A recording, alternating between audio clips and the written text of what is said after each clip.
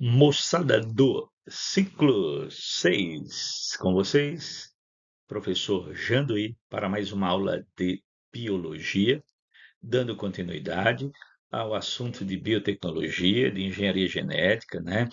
Anteriormente apresentados nas nossas aulas, nas nossas videoaulas. Então, hoje, dando continuidade ao tema engenharia genética e suas contribuições, né?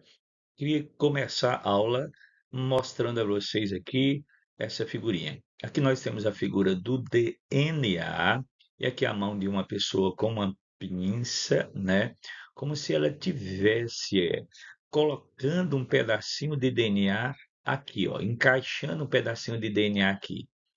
Imagina-se que esse pedacinho de DNA foi retirado e agora está sendo colocado um outro, né?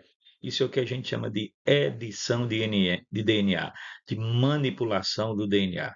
Imagina, gente, uma molécula microscópica, né?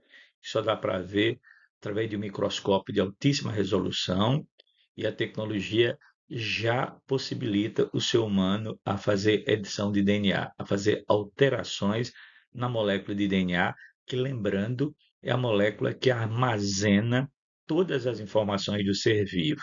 Cada pedacinho do DNA chama-se gene, cada gene é responsável por uma característica, e nós herdamos o DNA dos nossos pais através dos gametas. Recebemos uma cópia do DNA do pai, lembrando de aulas anteriores, né, através do espermatozoide. Recebemos uma cópia do DNA da mãe através do óvulo, né? E aí nós temos o nosso DNA. E no nosso DNA está, estão contidas todas as informações acerca das nossas características, não só de nós seres humanos, mas de todos os demais seres vivos. Tranquilo? Então, a engenharia genética manipula o DNA para melhorar seres vivos. Melhorar seria o objetivo, né? É necessário muita responsabilidade no uso dessa tecnologia, né, para que as alterações sejam feitas em benefício, certo? Do conjunto, né, dos seres vivos, né? Não é ético, não é prudente alterar o DNA de um ser vivo, né, para que ele seja utilizado como algo danoso, né? A lógica é para que a manipulação seja feita em prol de trazer benefícios. Então, isso permite, essa manipulação do DNA permite curar doenças, né, porque corrige genes defeituosos, produzir medicamentos, né, difíceis de serem, digamos assim, obtidos de outra forma, aumentar a produtividade agrícola, né, porque de repente se insere no DNA de um ser vivo um gene que faz ele ter uma característica que é vantajosa, por exemplo, ser mais resistente à praga ou ter valor nutricional maior. Então, isso é capaz através da tecnologia do DNA recombinante, né, através da engenharia genética, né, uma área da biologia chamada biotecnologia. Exemplos de produtos da engenharia genética. A insulina humana, como eu falei antes, né, que é utilizada pelos diabéticos, ela é produzida através de técnica de engenharia genética. Plantas resistentes a pragas, né, falando mais uma vez. A terapia gênica, né, que consiste em eh, alterar, consertar, falando assim no lugar simples, né, alguma falha genética. Avanços científicos que melhoram a qualidade de vida e ajudam no processo da medicina e da agricultura.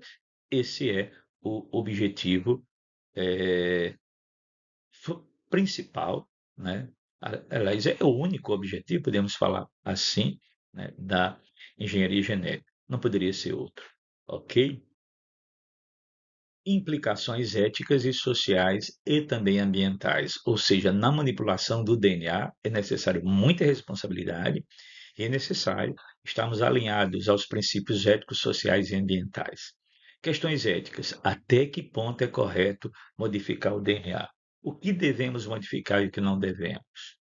É necessário refletir sobre isso antes, né, de desenvolver a técnica, de colocar a técnica em prática, digamos assim.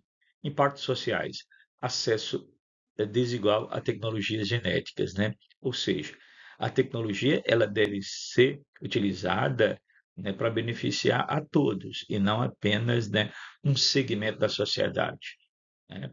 Se ela é, é uma técnica que traz benefícios, então que tenhamos meio de fazer com que esses benefícios seja atingido atinja a toda a parcela da sociedade, né, que necessita.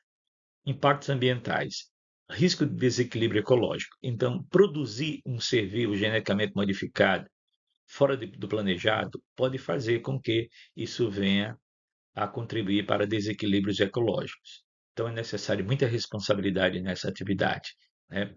Por quê? Porque ao produzir um indivíduo geneticamente modificado, nós poderemos estar comprometendo a biodiversidade, né? A diversidade de espécies de seres vivos de um local. Então, a partir do momento em que eu altero o DNA de um ser vivo, eu vou alterar certas características e isso pode comprometer a biodiversidade. Portanto, muita responsabilidade nessa hora. Necessidade de uso responsável da biotecnologia, com leis e fiscalização. Todo país deve ter leis, todo país deve ter um sistema de fiscalização para impedir, certo, que profissionais irresponsáveis manipulem o material genético de modo, né, a não produzir aquilo que é desejável. Educação científica ajuda a formar cidadãos conscientes. Se lembrem disso, meus queridos. Nada de negar a ciência. Ciência só traz benefícios para a humanidade quando bem planejada, né? Veja o caso das vacinas, dos medicamentos, tanta coisa nós vamos encontrar nos laboratórios, nos hospitais, né? Beneficiando a qualidade de vida, né? Salvando vidas, né? Então, não podemos ignorar de forma alguma a educação científica, né? Ok?